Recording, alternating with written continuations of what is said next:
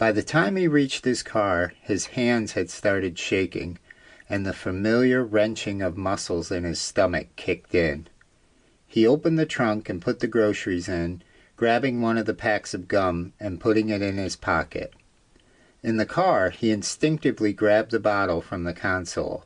He removed the cap and took what he considered a small sip, telling himself that this controlled drinking was a sign of great progress.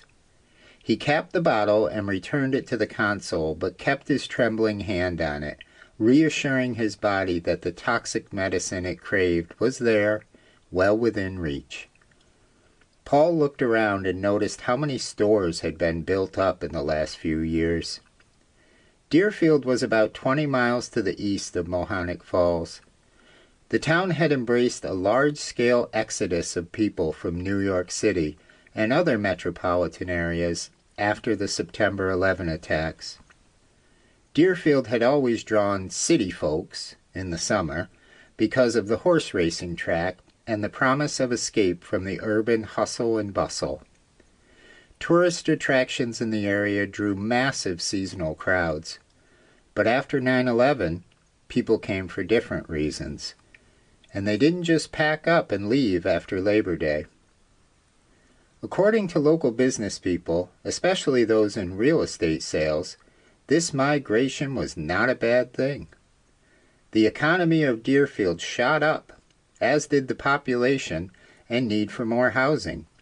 Land prices soared, along with average monthly rental costs.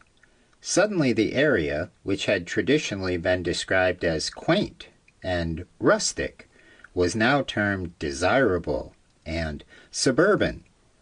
Paul remembered an interview on the local news with Tony Pellegrino and a few other members of the Deerfield City Council. The terms growth and prosperity were used repeatedly to describe the demolition and adjustments being made for the wealthy tenderfeet.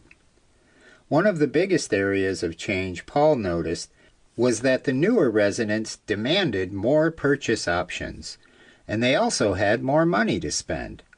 Soon, new stores, restaurants, and businesses opened everywhere to accommodate affluent tastes.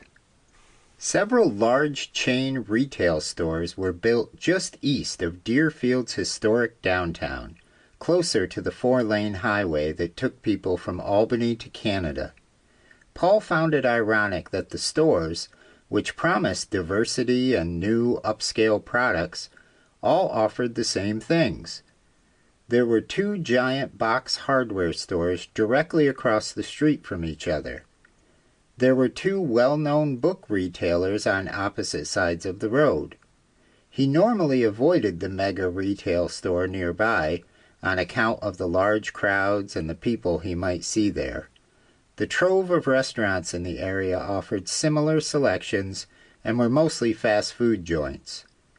In the very recent past, a trendy national health store had opened in the nearby mall, and a competing trendy national health store was being built close to the plaza Paul sat in.